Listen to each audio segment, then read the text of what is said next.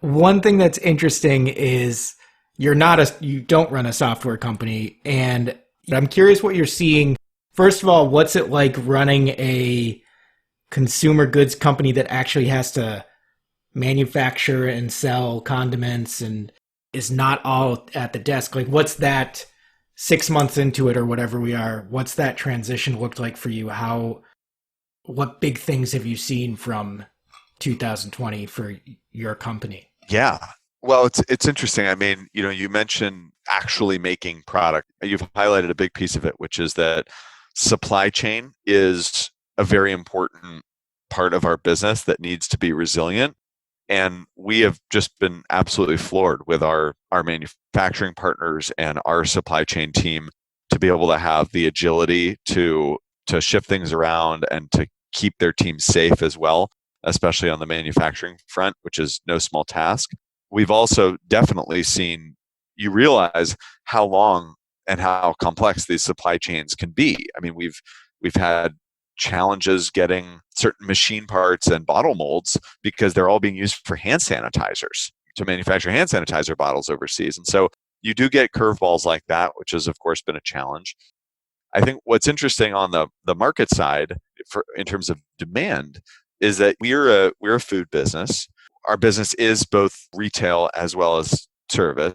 So the restaurant side has obviously been hit tremendously. But when you think about on the retail side and the call it the true consumer side, we make food that is one part novelty and one part nostalgia. It's entertainment, but it's also comfort.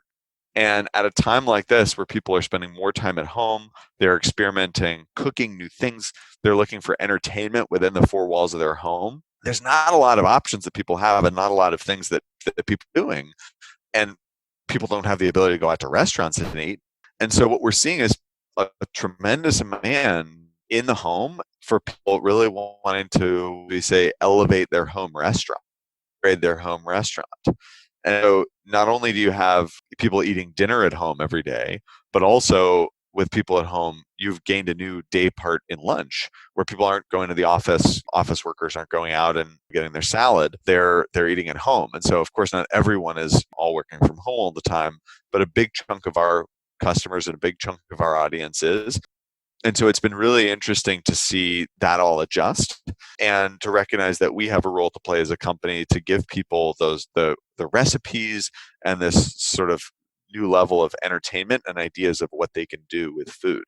So that's something that's been a big shift for us right now, and we've seen a lot of love through the pandemic amidst all the human tragedy because I So think I'm your target there in terms of tell me how did it lay experience. out for you?